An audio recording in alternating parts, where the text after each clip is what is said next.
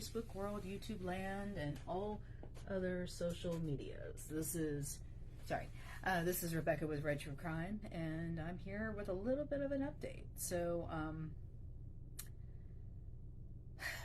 we don't know where Marissa is, so it's not that about that. But you've heard me talk about Naja Miller before, and she claims to be not Marissa's best friend. Now, one thing we were talking about, and Naja has talked about, was where she was that night, the timeline. So she went out, they left High Point together, Naja and Marissa, in Tasha's car, went into Greensboro, and then, stopped at a place to get some pills, and then went to Mo's house. Once they got to Mo's house, Naja left, went to her boyfriend's place. And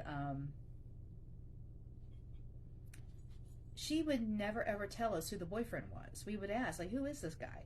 How do you know him? How do you, she did say that he knew Sean and he knew Jersey. That's how she knew Sean and Jersey, was through him. Didn't know them, but had met them through him. So, the other thing that was weird was her boyfriend was staying at a hotel. She took an Uber to a hotel where he was at. Why? Is the guy homeless? Does he just live out of hotels?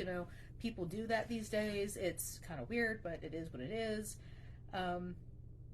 So, I got an interesting tip. Someone sent me a photo of Naja's boyfriend. And, oh yeah, Animals mug. Love the Muppets. Animal was my favorite. A little thing about me. Anyway, off of that. So, I get this photo with a name, and the photo is actually it's a, I don't even know what to call it. It's, the pictures they take of you before you go to jail. What is that? That's, forgetting my words, I'm tired. So, anyway, this guy's name is Reginald Antonio Jones. Let's say that again. Reginald Antonio Jones. And he has aliases, Reggie Jones, Reginald Jones, Reginald A. Jones. Got an interesting rap sheet. He is actually he's a registered sex offender. You know what he likes? Children. And this is the man she's spending her time with, and she has a child. Brings up thank you, Lady V, mugshot. Thank you. I completely forgot about the word. So yeah, mugshot. I have his mugshot. He's been a registered sex offender since July 17th, 2000. Now, I give you that registration date of 2000. Alert on my phone. Actually, let's talk about that. Amber Alert. Let me see if I can pull it up on the computer, because it's not going to let me pull it back on my phone. But it was pretty urgent. So, let's see. But yeah, this guy, he likes kids. I don't know if it's boys or girls, but he likes children. He has been charged with sex with children, basically. So he's been a registered sex offender since the year 2000. So, it's crazy, because why would you put your child near a person like that? I don't understand that.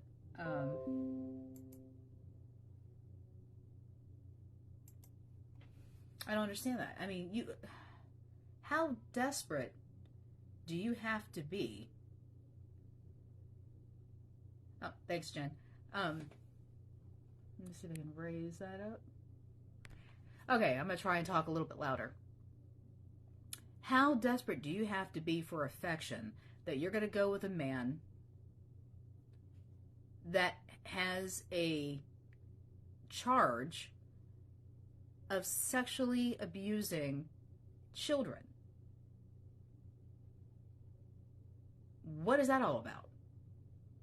But I just pulled up the information on the Amber Alert we just got thrown. Let's see here. Why is it not giving me the details? There we go. Okay, looks to be a child, Ajalon Silver. And hello.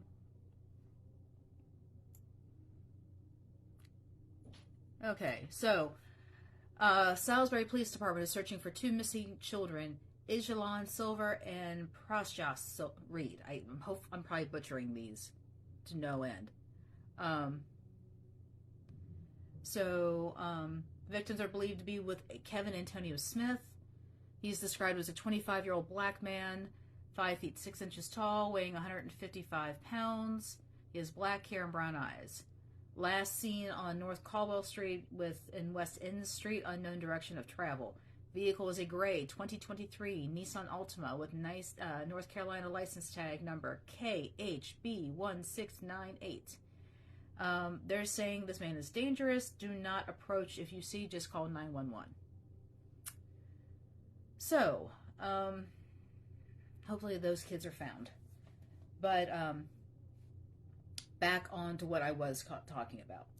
So, Naja has been very, very secretive about this boyfriend she has. Would not give a name, would not give a description, would not give out where the heck they even were going to that night at what hotel off of Wendover or on Stanley Road.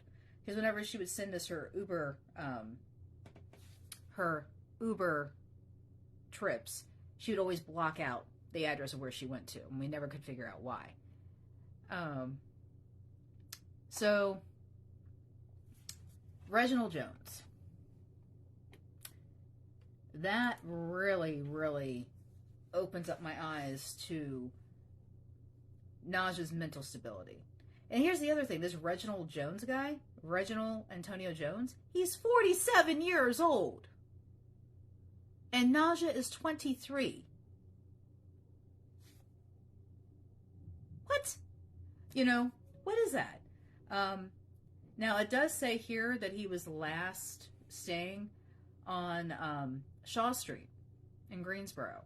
And I do believe he was one of the people that was picked up during that raid they did a few months ago where they were getting guns and drugs and the whole thing. So I don't know if he was there, like part of that pickup, but he was he was right there. I mean, I forget what house they were doing it at on Shaw Street, but he was within a few houses of it, or if not in the house that they raided. So, yeah, this guy's got offenses going all the way back to 1995. 1995. If he's 47, he is the same age as me. 1995 is when I graduated high school, so I was 18.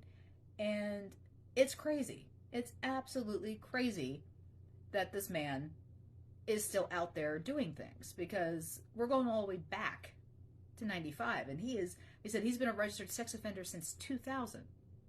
So, 2000, so he's about 23 years old at that time. You're a registered sex offender of children. How are you out roaming the streets? I would like to know that completely. I would love to know why he's out roaming the streets.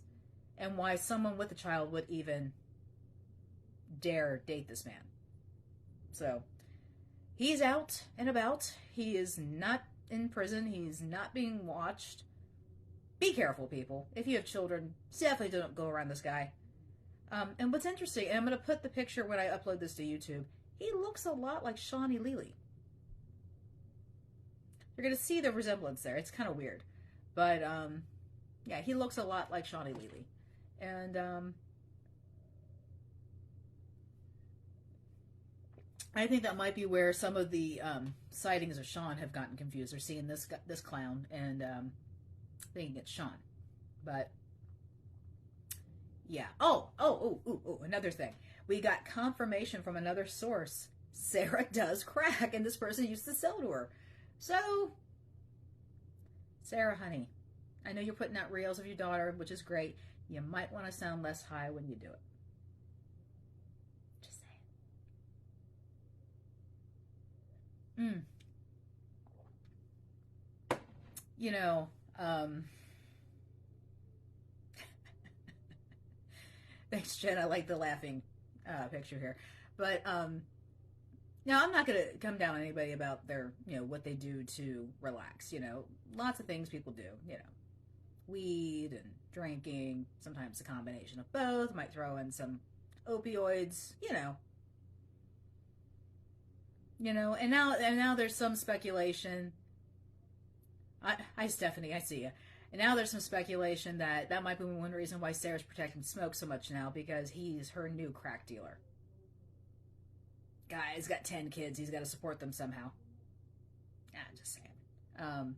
So I don't knock the hustle, but I do knock how people are just bad people and beat on animals and children and all that crap. So you just need to stop. So I'm going to update because I got people joining that weren't here in the beginning. So there are no new updates on Sarah Carmichael's case. I made that clear in the very beginning. Right now I'm talking about just some things that have popped up. I've been talking about Naja Miller, who was Marissa's closest friend. She was staying in their house. She was staying in her bed the night that Marissa went missing. So, as I said before, Naja was very protective of the identity of her boyfriend. Someone sent me his mugshot. His name is Reginald Antonio Jones, and he has been incarcerated multiple times and is a registered sex offender of children.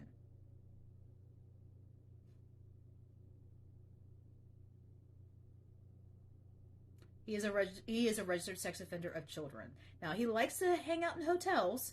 This is where Naja said she went to hook up with him that night when Marissa went missing. Somewhere on Stanley Road. She crossed out the address when she sent us her Uber receipts. So, I don't understand why that was so secretive. Now I know. Because this is who you're dating. You have a child, and this is who you're spending your time with. A sex offender. Of children. There's nothing lower, in my opinion. Nothing lower. A child murderer, child sex offender, these are the lowest of the lows, in my opinion. And I'm sorry, if you're depraved enough to want to have sex with a kid, I think you are depraved enough to do just about anything. So, yeah, I mean, and then that's the other thing. Apparently this guy and Shawnee Lily are very close, and they are roommates. And like I said before, I think some of the sightings people were having of Sean, I think it was this ass clown. I'm sorry, did I say ass clown out loud? Whoops, sorry. This person, fuck it, he's an ass clown. Anyway, this guy looks a lot like Sean. They're very similar in appearance, so I think that's who they were seeing and confusing with.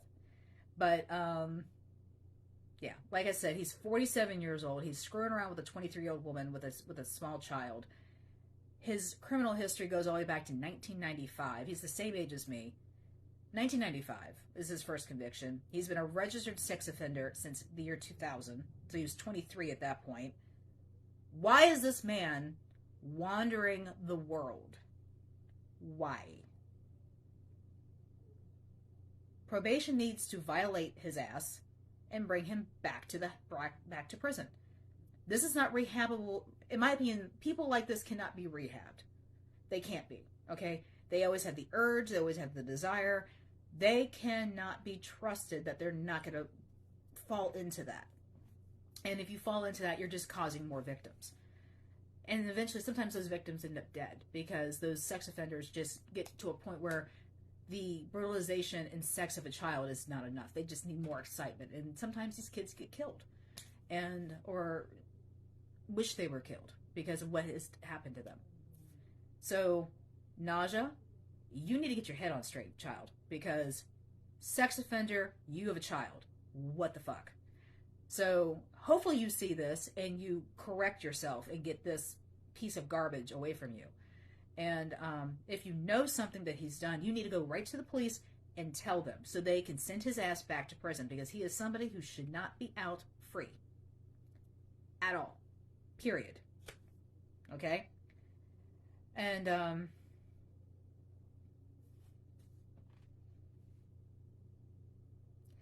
I mean, right now I'm answering a question I got here. So, do I think Smoke and Reginald did something to Carmichael? I don't know if Reginald's involved in this case with her, other than the fact that he's just creepy and old and likes kids.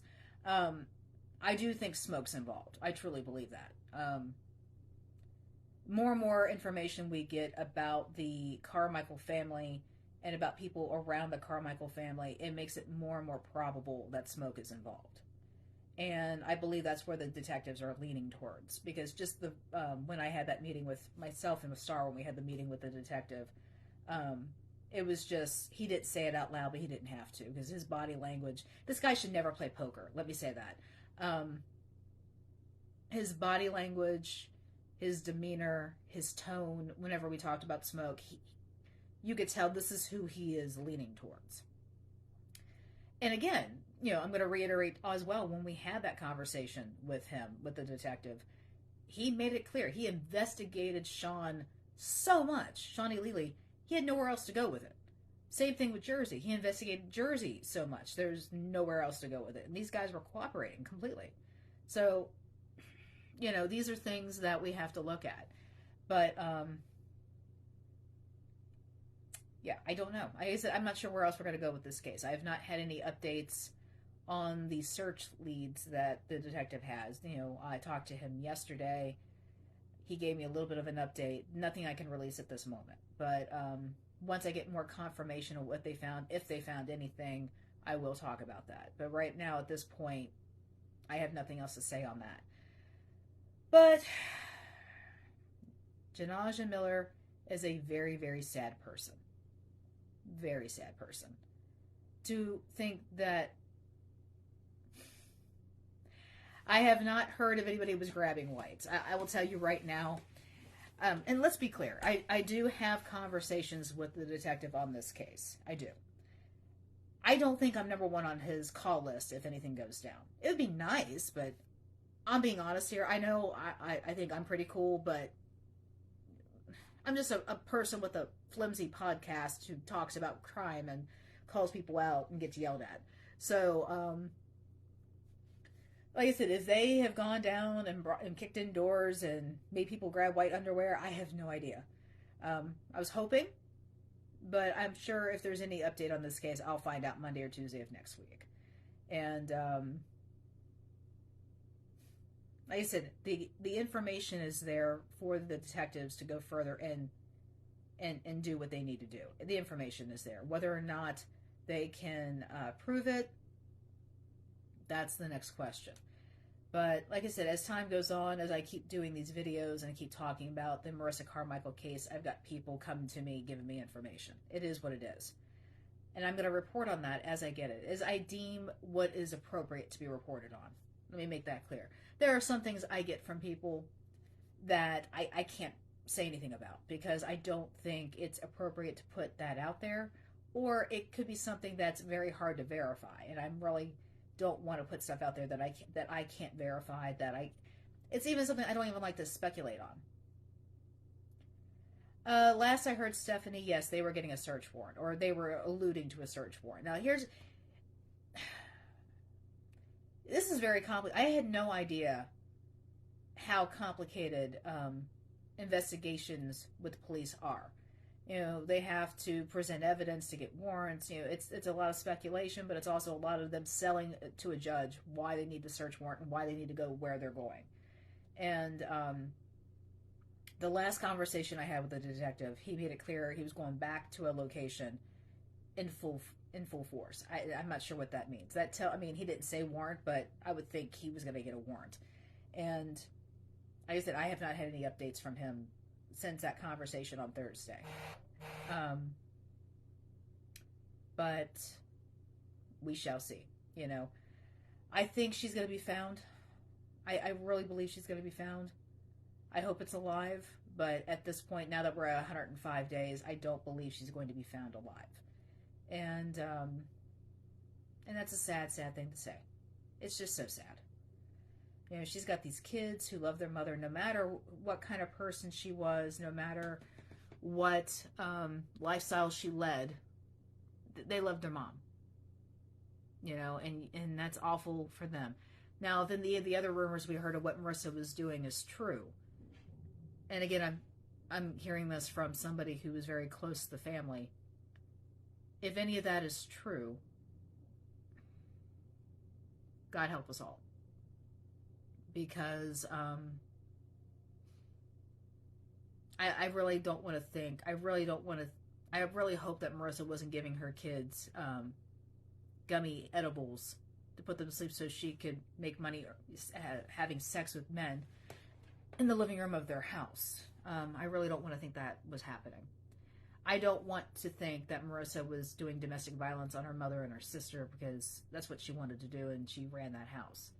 I really don't want to think that her stepfather fathered her oldest child. These are horrific, horrible things. But it's been talked about and talked about and talked about and talked about in different groups and amongst different people. And those are the things I can speak on because this is something that's been spoken on about before.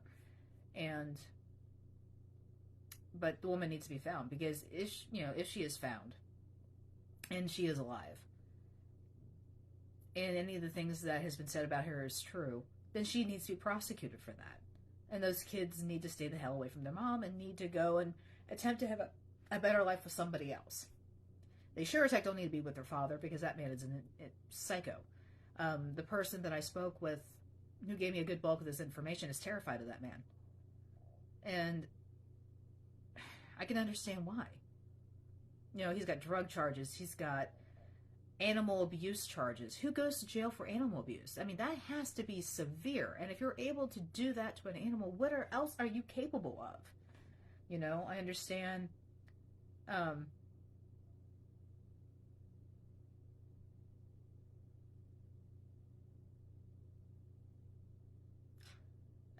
That's a good possibility, Stephanie. Stephanie commented, "You think Sarah's protecting Smoke so he don't say the truth about stepdad fathering the oldest because she would have been underage at the time, I think, to keep stepdad out of trouble." That's a good possibility. I mean, when you hear about these stories about stepfathers messing with their stepdaughters that are underage and the mom is well aware of what's going on and says nothing, unfortunately, that is something that happens often from what I understand, like that scenario. And I cannot understand why anybody would allow that to happen. So, and she's still with this man. That's what gets me, because I think at the time, if this is true and he did do this, I mean, I've seen photos of the child and I've seen photos of the stepdad. It's crazy how much how that kid favors him so much, and there's no way that should even be possible, that child looks anything like him. So, yeah, it's crazy. But, yeah.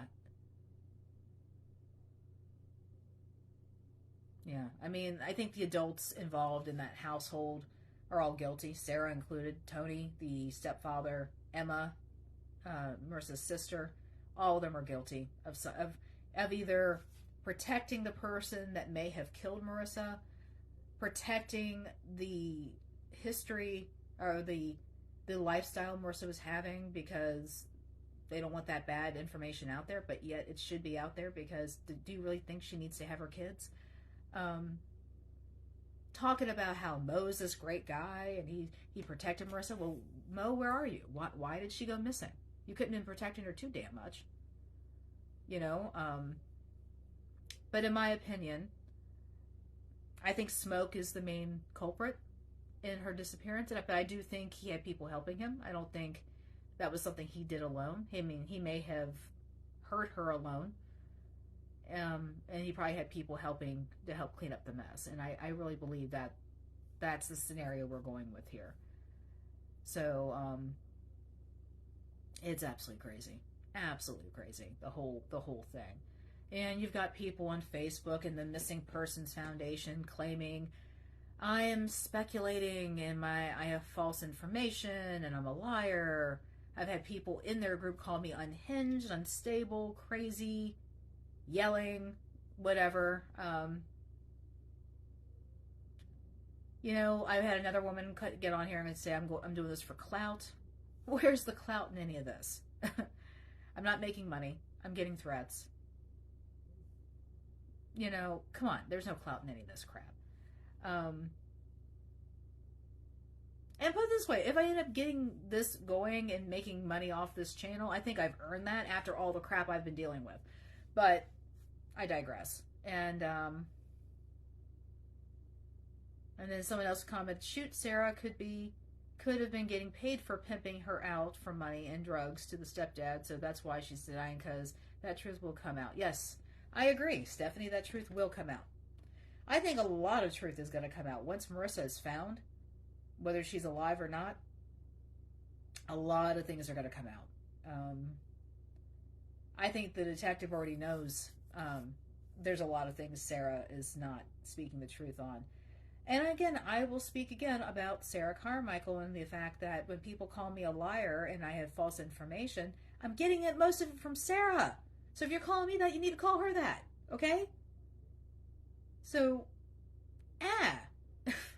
you know, I have made it clear whenever I got information from Sarah, it was supposed, speculated, there's this theory. These are things that are coming from Sarah. I never said it was facts, because I don't know if Sarah even knows what facts are. But when I get things that corroborate what she's telling me, then I'll say it's a fact. When I get evidence, when I get, basically I wait for 3 people to confirm whatever anybody else is saying. I get, you know, unbiased 3 people. And when I get that, then in my opinion, it's fact, you know. But she's still harping on Sean and Jersey being guilty when the detective told me and Star that he made it very, very clear to her that they're not, he has no evidence for them to be involved. Not happening. So she needs to get over that. Okay? She needs to face reality. She needs to understand that her daughter sold her body for sex and probably drugs and did drugs. You know? She had a problem. Definitely a drug problem.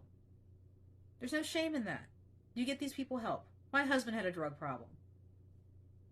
See, I just said it. My husband, my late husband, he's dead, but had a drug problem. Also had a drinking problem. Also had an anger problem. You know? So, and these are things I can talk about. These are things I'm honest about, because if you're not honest about the bad, how can you ever be happy with the good? I mean, you have to be honest. The truth sets you free. I mean, it really does. I mean, I could say I was in a marriage for 22 years and I suffered in silence that entire time. It was bad. And unfortunately, he died, which I did not want that to happen to him, but he did. And he wasn't the best person. And I could be honest about that. My kids even know this. My kids even talk about this. So it's not like I'm saying anything scandalous. It's the truth.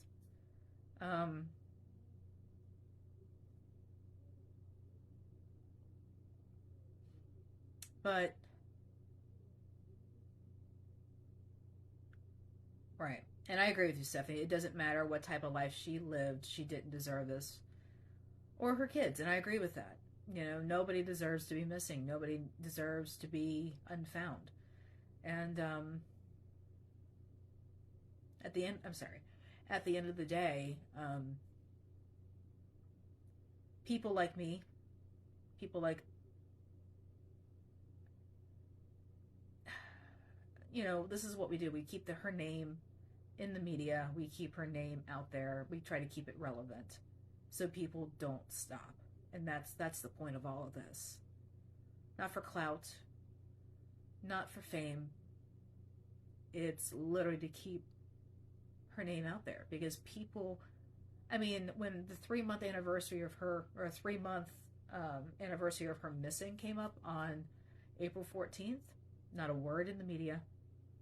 Because they have been pretty good about doing little stories on her when she was gone 30 days and then 60 days. But when it got to 90 days, nothing. News didn't say anything. I mean, we had people on Facebook saying stuff, but I'm talking about the actual media. And they said nothing. And that tells me they are just slowing down, like there's no update, there's nothing going on. we're not going to talk about this because there's other cases we can talk about. And I understand that. So it becomes even more important for people like myself and other people who do these kind of things that are following her case that we keep talking, because there is no closure to this case. And as much as I dislike Sarah Carmichael for her turning on me and for calling me a liar and saying I have no factual information, even though I got it all from her, and giving my number to one of the suspects for him to call me and say things to me, Marissa doesn't deserve to not be found. So when I do this, I don't do this for Sarah Carmichael. I don't do this for Emma, her other daughter, or Tony, the stepdad. I don't do it for them. I do it for Marissa, and I do it for her kids. Because those children, whether they get back to Marissa or not, and they, if they stay in foster care or they get adopted out, whatever, even if they never get back to Sarah, I'm sorry, I keep saying Sarah, even if they don't get back to Marissa, they have a right to know what happened to their mother. Because they're going to grow up wondering, what happened to mommy? Where did she go? We're hearing all these rumors, all the speculation about what kind of person she was. And that's horrible. They need to know what happened to the mother. They really do. So that's why I do this. And yeah, I really have not much more to say. So I'm going to end this with my usual: be rude, be weird, be safe. Weird and rude, they won't take you. I really believe that. And this is Rebecca with Red True Crime. You can subscribe to my YouTube channel, Red True Crime. And I have a Facebook page for Red True Crime. And now I'm on...